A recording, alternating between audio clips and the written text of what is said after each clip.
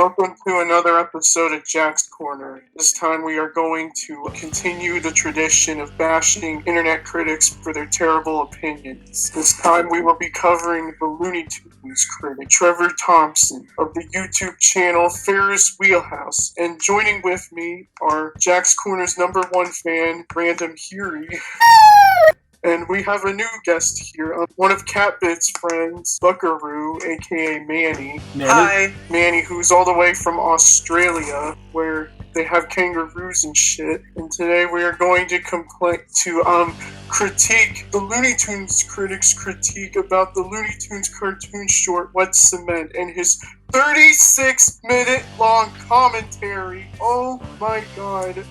I've seen Doug make shorter videos than this. Here's the thing, when Doug reviewed The Wall, that was a full-length movie. This was like, not even a 10-minute cartoon. No, not just that. This was like, he was critiquing a 2 or 3 minute short, and it just went on for way too long. Yeah. Well, considering that they didn't know how computer animation worked, I think I would assume that they also didn't really know how YouTube videos work. He thinks, like, people who do, like, digital animation, like, don't know how to draw. That's the biggest thing that got people, like, going. Yeah, like, he thought that rigging, all you did was just, like, you would move a puppet in, like, you know, your freaking Adobe Flash or whatever program you're using. Even though it takes, like, a lot of talent to make the movements very convincing and lifelike. And you know what else? Even back in the day, they moved cells around, too, on the same drawing. So he has no right to complain. Also, you remember Klaus, right? That thing was, like, hand-drawn animation, but, like, that was done, like, digitally for, like, all the coloring and texturing. Does that count as, like, no talent? Mr. Toony Nitpicker bitch? I can't even think of a name for him. I just call him a boomer. That sounds better. I came up with, like, a list of, like, points made in the video. It's not like I wrote down every point, just, like, the more questionable things that were said in here. Mm-hmm. First thing that I put down is that he complains about the title. He complains just for having a simple title like Wet Cement. I mean, the way that they did it, the older Looney Tunes cartoons, is that it's a pun of something, a celebrity joke, an old saying, or something that probably happened in the studio of the time. What he's saying is Wet Cement wasn't a pun on anything. It merely described what was going on in the cartoon, but there wasn't really anything extra about it. Mm-hmm.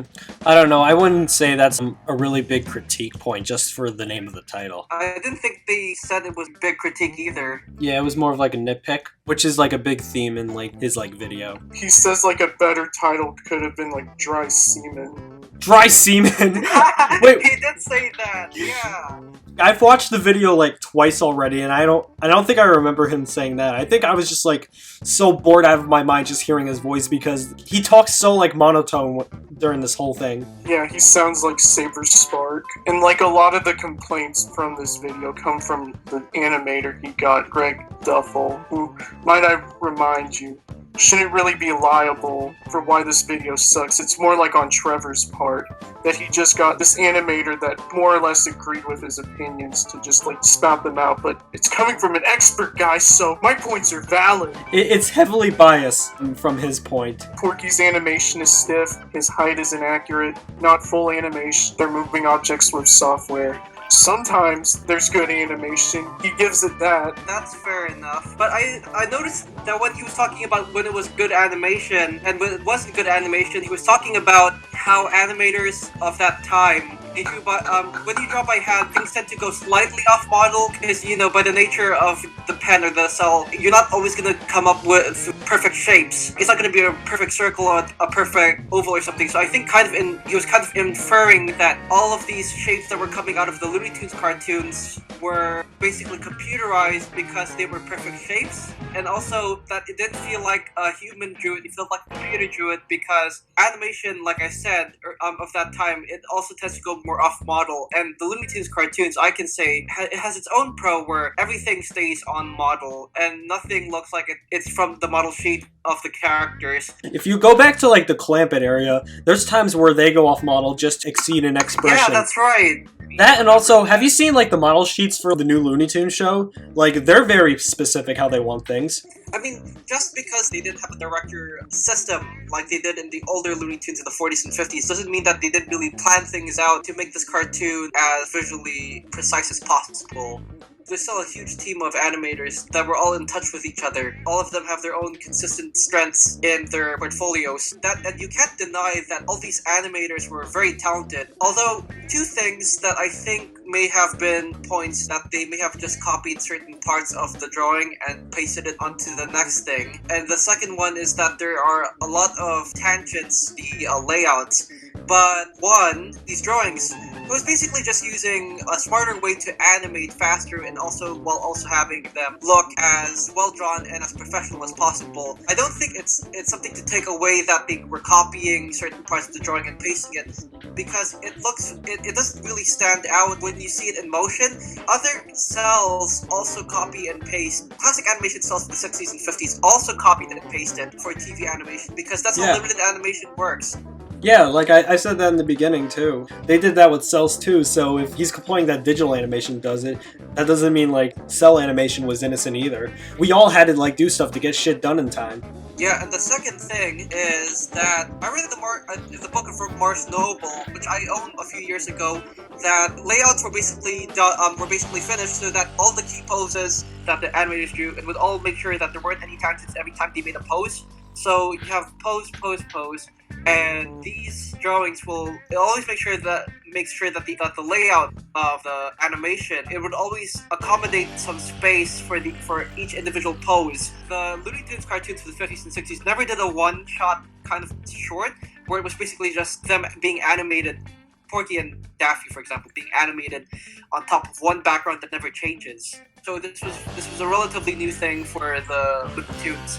For the Looney Tunes cartoons, in the sense that it's just focused on one background and one setting. I kind of agree that maybe the layout could have also accommodated for each of the individual key poses, but I also feel like there's a sort of disconnect between the layout artists and the animators. You can't have just made sure that you could have accommodated for all the poses that they were drawing at the time, because there's many drawings in this cartoon and it's all in one setting. None of the animations had tangents.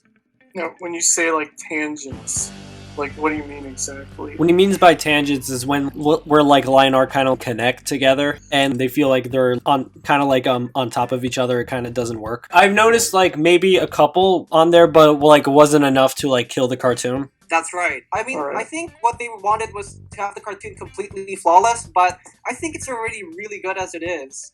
Oh, well, I got some, like, more points that, like, relate to Trevor's disappointment. Some shorts were done in the Philippines. He thought they would all be domestic, animated in the US. Series was made on a TV series pipeline reminiscent of Saturday morning cartoons. I don't know. I guess he's just, like, disappointed that they're not, like, on the same level of the quality as, like, the theatrical shorts, like having, generous budgets, even though, like, by most figures, the classic shorts were made on, like, modest budgets, nowhere near as expensive as, like, Disney or MGM's. Well, we're in, like, a different time with animation, like, financially, so outsourcing is, like, the least of problems. I think the only problem to have with, like, outsourcing is if, like, there's, like, communication issues, because do you remember, like, Ren and Stimpy? Ren and Stimpy had, like, lots of communication issues with outsourcing to, like, the Philippines.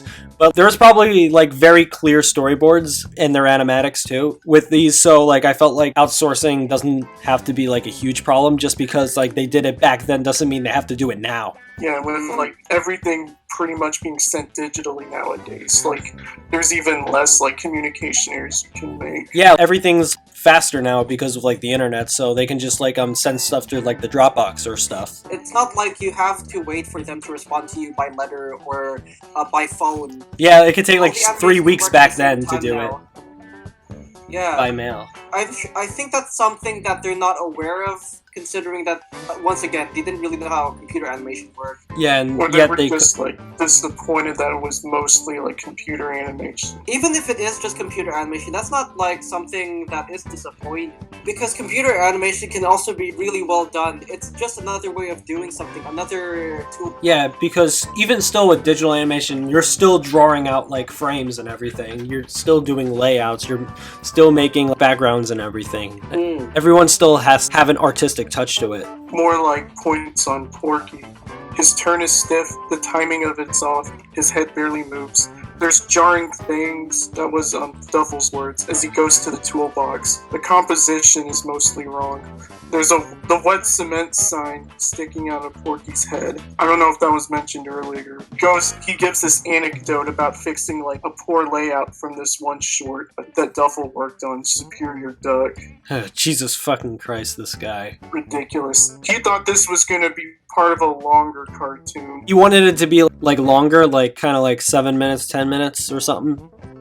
Like, he thought this was the setup to a longer cartoon. I felt having a whole cartoon with like just that one space may be a bit overkill, but like I think it's perfect that it was like 2 to 3 minutes. And it's like most of these shorts have like irregular time lengths. They're not gonna be like the uniform 6 or 7 minutes that we're used to. It's like the format kind of reminds me of like new Looney Tunes or Wabbit, where like, but there like the format was more uniform in that like it had 2 5.5-minute shorts, where here like the time length is a little bit more give or take. Like not every cartoon has to be a certain like timeline, because like especially for like something like Looney Tunes. Looney Tunes are always meant to be like just short like animations too. As long as like the cartoon's funny, that's like all we really care about. Well, did you guys think that the What's Up cartoon was funny? Yeah, I thought it was funny. Yeah, I thought it was pretty good. I personally think it's impressive. I think it's definitely impressive. But I don't think it would be possible for all Looney Tunes cartoons to make me laugh. But that's like personal. I don't really think that's something to take away from this cartoon. I think it's great. Mm-hmm. I don't know. It also feels like refreshing to like actually have cartoons kind of like this again, because we haven't really seen these in like quite a while. Plus, the 7-minute limit also means that the cartoon, they have more time to improve the cartoon, so more frames can be added into this short amount of minutes. Yeah, and it's not like not every like concept or like plot should really be like stretched to fit like a set time limit, because like some ideas probably just don't work if they were like longer than, I don't know, 2 or 3 minutes, like what's That's right. Sometimes you can have a really good idea, but like if you do it longer and longer, it can feel more irritating to watch than to enjoy if it were shorter. I remember I wanted to really like the Bonkers cartoon. I love Bonkers, they're really cute. But the problem is the cartoon can be really irritating because when they talk, it's always so loud and so fast-paced, and not only that, but the music always is very irritating in a way that it has to remind you it's a funny cartoon for kids. So every time that there's something serious happening in this cartoon, it never reaches its full emotional potential. Now, I don't know if this is the most insulting point I was able to get from this, but he said it felt like a student film. I think student films are great, actually. That's an insult to student films. Have you seen student films these days? They're so good. Oh yeah, like there's so many talented like students. Like when I used to teach first years, even like their first years, like I still like thought they were like great from when they went to like their thesis year. There's so many like talented students out there. Just knowing that it's done by like one student and they had like some assistance on it and like inking and coloring. So he has no fucking say in that shit. Yeah, especially since this guy is much older than most art school students. Let's keep in mind, animation students are probably did more than this guy. Yeah, like I can't even recall this guy being like an actual artist, just more of like an animation historian, which you think like would be one of the coolest jobs ever. All you get to do is just like research Looney Tunes and shit, probably get paid for it, not be like a nitpicking dumbass. You know what like animation historian kind of sounds like? It sounds like when weeaboos, it's like when they call themselves otakus because they don't want to be called weeaboos. It's like they call themselves animation historians because we don't want to call them toonies. Here's like one of the compliments he gives it is that he likes the Daffy and Tex Avery gag. I guess. But he still doesn't redeem himself because remember when he said like complained about like Bugs' color of his gloves? Oh, we'll get to that part. Oh wow. Another egregious fault is that these shorts didn't do it the old way. It's not following the director's unit that like Warner's had in its heyday. It's more the designer's work that's being shown. Like we said before, just because like it was done like back then doesn't mean they gotta do it like now. When doing something a return to form, so do you know the 1950s, The Thing? Instead of like doing it everything like they did and like setting a dude on fire or something, they actually used practical effects in the 80s Thing. So they made it its own The Thing. And because like they worked with modern ways. Yeah, and it's not like this is supposed to be like a certain director's version of the Looney Tunes. This is supposed to be the Looney Tunes going back to like the 40s, back when like these characters were like still new in like people's minds. And they were doing like all kinds of things that like cartoons hadn't seen up until that point. Another like compliment he gives it is that they imitate dry brush, the motion blurs. Didn't like they do that back then too? Yeah, but I'd imagine like he probably thought it was a lot more difficult to pull off on like computers because like everything on computers is so stiff and rigid. Daffy is a prop. Porky is sophisticated and does the shorts heavy lifting. I mean, like it's a very basic comedy setup. Like, like Daffy's a conflict, yeah. You have the straight man Porky. What he's doing is he's paving a sidewalk with cement. He doesn't want anyone stepping in it. Or else it'll ruin, like, the block. And Daffy is just, he's just being his Daffy self. He's like, he thinks like stepping his, like, foot, in it is funny because it's gonna, like, get on Porky's nerves. And he does everything he can to, like, just, fuck him over. Yeah. I remember there was this animator, I think his name was Pat Ventura or something, like, he made this possum cartoon in the 90s, what a cartoon.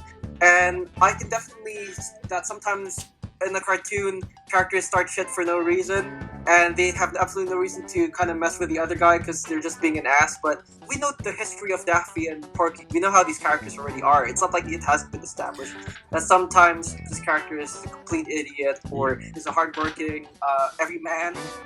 Yeah, Daffy's a screwball. He just has his own logic he follows. He doesn't care like what others think.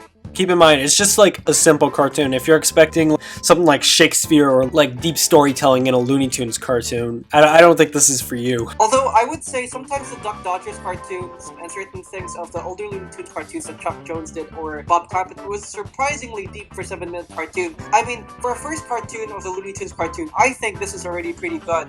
The virtuoso kind of animation going on, and the animators were really killing it with their skill level. Yeah, these cartoons were just made to sell you on the point of new Looney Tunes shorts. This is like one of the more technical critiques that they kind of went in depth about. Porky apparently built a one-sided brick wall. There's no depth perception regarding it. You barely see the enclosure. Though some of the brick wall motion blurs could have been in a regular cartoon. Like, it's not even the nitpicking that bothers me. It's like, he wanted these to be, like, so much more than, like, whatever he felt like he got. It's like, he's just venting his frustrations and just, like, trying to sour people on them when he probably shouldn't. It's like that one guy where someone pissed in his soup and he's got to ruin it for everybody. Which isn't a healthy mentality to, like, have. Exactly. And now, the moment we've all been waiting, his hand's all wrong. Oh my god. It's like when Chris Chan complained about Sonic's arms being blue. What is there to, like, complain about? Like, most people aren't gonna, like, just notice that his hands are, like, weird. I remember someone, like, tweeted about him complaining about the hands. Someone's like, this has got to be a parody. No one nitpicks so bad about hands just like that. Unfortunately, it wasn't. It was 100% genuine. You remember when people complained about, like, Mr. Ennard being the worst cartoon reviewer? I guess we gotta get him on Comfy Couch and I'll be like, baby, we're sorry. I still think Ennard's the worst just because of how misinformed he was most of the time. But it's like, it's so disappointing that Trevor would turn out to be this much of a douche. Because I was subscribed to him for the longest time. I was like a regular viewer of his videos. And like, just seeing him go on this downward spiral has been like very eye-opening for me. I never even knew this guy existed. Same. There's so many Looney Tunes animators anyway. I guess it makes sense he makes his point, but I'm like surprised that the whole internet ripped him a new one. Is he that popular? No, not really. He had like maybe 1,000 or so subscribers. So what brought him into the spotlight? Again, just kind of the Just his Looney Tunes nitpick videos, just how unreasonable he was. These were kind of going more for a Clampett kind of style instead of like a Chuck Jones kind of style. They're both like different tones, so he's probably expecting like something totally different. Chuck Jones is more of the kind of person who gets to the bottom of the person's intentions. Clampett is a master of funny gags and entertaining the audience, so it's like a completely different thing. Honestly, I prefer Clampett's style of like humor compared to Chuck Jones's. As late as he was with working with Chuck, he did gravitate more towards what Jones wanted than like what Clampett wanted. And it's not like I fault him. I'm not gonna hate Greg Duffel just because of like his opinions. I'm like I said earlier, I'm more mad at Trevor as like trying to use Greg to validate his own viewpoints on this. Good point. Yeah, that's kind of like the feeling I got when he brought this guy on. This appeal to authority thing, I can't stand it. Like, if you just want to say like you hate them, just say it. Like, we're not gonna judge you if your points are at least solid. And like none of his points were even solid at all. Trevor Thompson's a boomer. He got his expectations way too high. And he said it wasn't fair to compare Looney Tunes cartoons to the original shorts. So I think we gotta just end this with like a one okay boomer meme, I guess. It's just like, I thought it'd be really funny to like cancel him, but after like going through this video, it's just kind of not worth it. Because it's like, what can you do? He's already been shunned by the Toonies on Twitter, so like, what else could we add to it? Mm-hmm. Like, he hasn't really done anything that's like worth canceling. We just think he just made a big douche of himself. That's it. While this went on, I learned some like very unsavory things about him, like how he's apparently like a John K. defender. Oh. So is this the end of Jack's Corner? Good lord. So yeah, with that, this is Jacob. Take care.